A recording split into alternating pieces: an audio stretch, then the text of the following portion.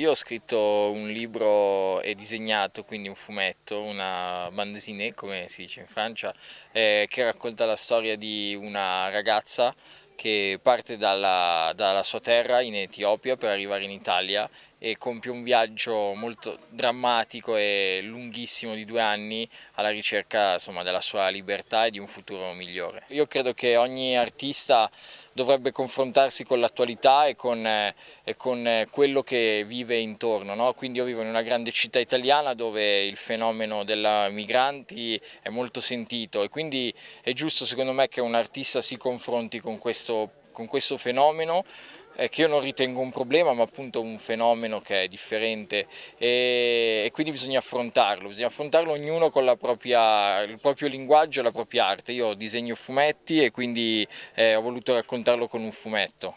E di importante per voi di presentare questo lavoro durante la settimana del cinema di Amnistia Internazionale?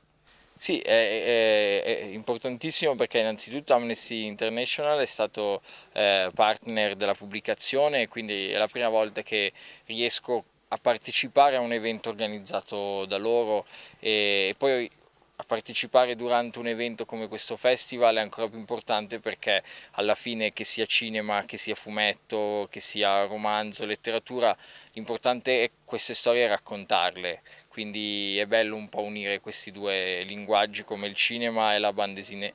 Ce festival du film est un film qui est organisé en Provence, Alpes, Côte d'Azur, Corse et Languedoc, avec pour objectif de sensibiliser les personnes à des questions sur lesquelles nous travaillons, par exemple comme ce soir les violences faites aux femmes, et avec cette année quand même un axe un peu différent de celui de l'année dernière. Il y a des films qui sont des documentaires, il y a des films de fiction, beaucoup de films inédits, comme le film que nous allons voir, inédit en France, comme le film que nous allons voir ce soir.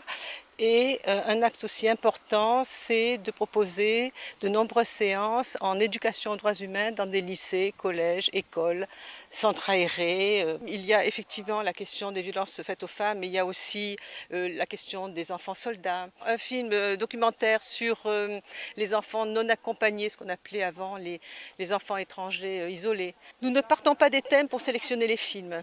Nous avons des coups de cœur pour des films et nous nous posons la question, est-ce qu'ils sont bien en lien avec des thématiques? Donc c'est après coup, disons oui, ça c'est en lien avec telle thématique sur lesquelles travaille Amnesty International. Amnesty International est une ONG, comme chacun sait, indépendante des États et des grands groupes financiers. Et le modèle de défense d'Amnesty International, c'est les droits humains, la liberté, la lutte contre les exploitations humaines, les réfugiés bien sûr, les atteintes faites aux droits humains sur les femmes, les enfants. C'est tout ce qui correspond à la défense des droits humains si on prend un terme extrêmement générique. Ici, en Corse, comment se définissent ces actions d'Amnesty International? On a nos actions spécifiques sur la Corse. On participe tous les ans, par exemple en décembre, Amnesty France fait une campagne de signature pour défendre des cas emblématiques qui sont atteints dans leurs droits les plus fondamentaux.